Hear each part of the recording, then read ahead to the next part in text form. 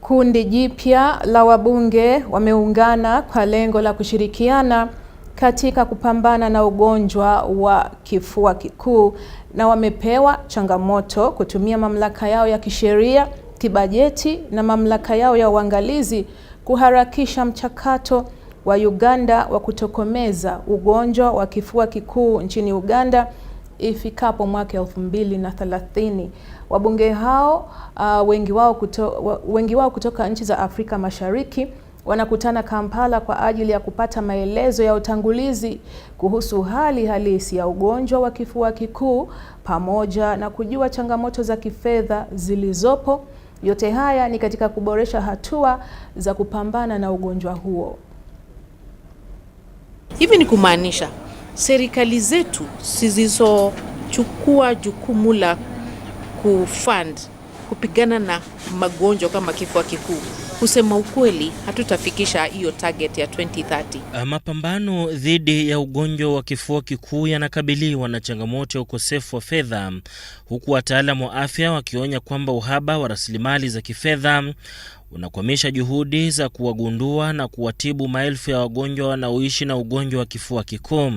Leo niko hapa nchini Uganda, Kampala, ambapo tulikuwa tumekuja hapa kuanzisha upya kikundi cha wabunge hapa nchini Uganda, ambao wamekuja pamoja kujadiliana vile wanaweza kupigana na ugonjwa wa kifua kikuu hapa nchini Uganda.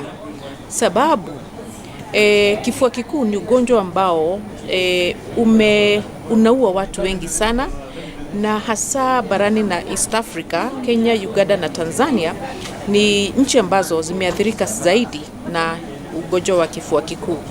Wizara ya Afya kwa ushirikiano na kituo cha kudhibiti ugonjwa huo cha Stop TB umetoa wito kwa bunge kuongeza fedha ili kuongeza juhudi za kupambana na ugonjwa huo na kuendelea kufuatilia ugonjwa huo kitaifa. Na nasema hivi wakati ambapo dunia ina target kumaliza kifua kikuu mwaka wa 2030. Hivi ni kumaanisha tumebakisha tu miaka kama mitatu tufike 2030 ambapo tunafaa kuwa tumemaliza kifua kikuu. Swali ni, je, hili linawezekana? As a team, as members of parliament, we need to keep the agenda like people have requested here of ending TB.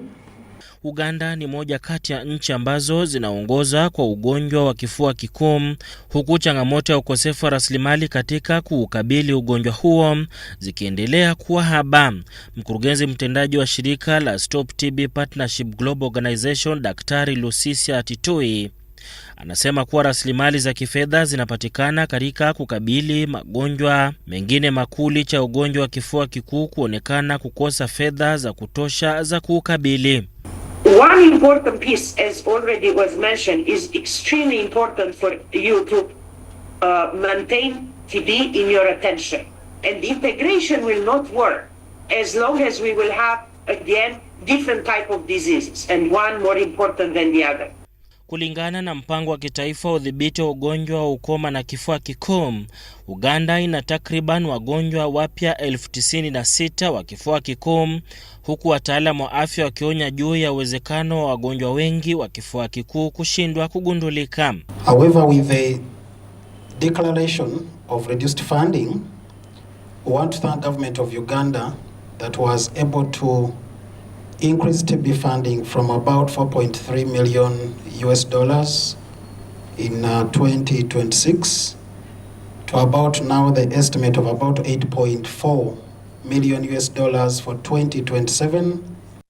Ni kutokana na hali hiyo ambapo bunge limetolewa wito kutumia mamlaka yake kisheria kukabili ugonjwa huo na kuongeza juhudi kuhakikisha kuwa fedha zinapatikana za kutokomeza ugonjwa wa kifua kikuu. So but as parliament we pledge to participate in creating more awareness in all our activities at a political and a public level to help people understand that first of all, how is TB spread, and then TB is treatable, and also TB is curable. Wabunge hao wameahidi pia kufuatilia matumizi ya pesa zinazotengwa kwa ajili ya kupambana na kifua kikuu ili kuhakikisha kuwa tiba za kifua kikuu zinawafikia wagonjwa hao.